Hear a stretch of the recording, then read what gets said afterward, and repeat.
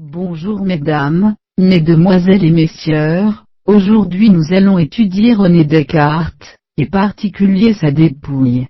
En 1666, l'ambassadeur en Suède duc de Talon, est missionné par Louis XIV, pour rapatrier sa dépouille, constatant lors de l'exhumation, le 1er mai que le corps est en état de décomposition avancée. Il transfère les restes dans une boîte de cuivre de 80 cm de longueur. Au passage, l'ambassadeur prélève, pour lui-même, l'index droit du philosophe, qui avait servi d'instrument aux écrits universels du défunt.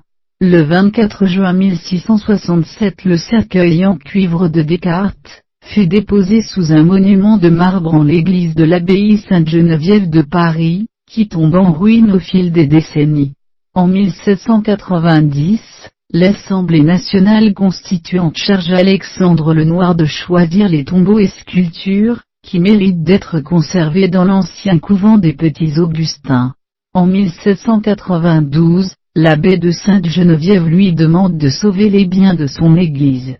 À part le crâne de Descartes qui manque, le conservateur du patrimoine récupère dans un coffre de bois les ossements attribués à Descartes, fragments de tibia et de fémur, de radius et de cubitus, les autres os étant réduits en poussière, qui sont transférés dans un sarcophage en porphyre dans l'ancien couvent, devenu dépôt des monuments. Au passage il récupère un os plat, afin d'y faire des battes pour ses amis.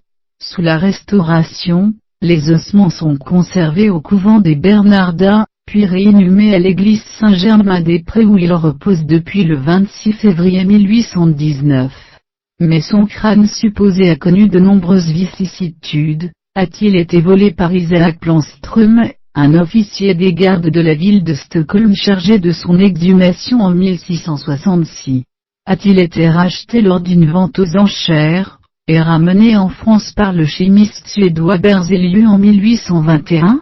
Ce prétendu crâne de Descartes, sur lequel est gravé un poème en latin, et le nom de ses 9 propriétaires successifs, est remis par Berzelius à Georges Cuvier, qui le confie à la collection anatomique du Jardin des Plantes, puis celle du Musée de l'Homme en 1931. Prétendu car il existe 5 autres crânes attribués aux philosophes.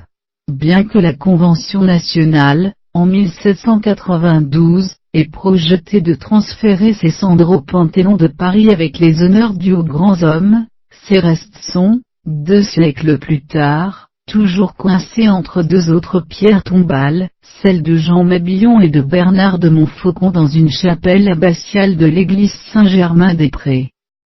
À Paris, l'arrêté de la Convention n'a toujours pas été appliqué, de même que le projet en 1996 de François Fillon de transférer le prétendu crâne au Collège royal de la Flèche où Descartes a été pensionnaire ou celui de la panthéonisation de ce crâne en 2010, ce qui peut être expliqué par les doutes sur l'authenticité même des ossements et du crâne du philosophe.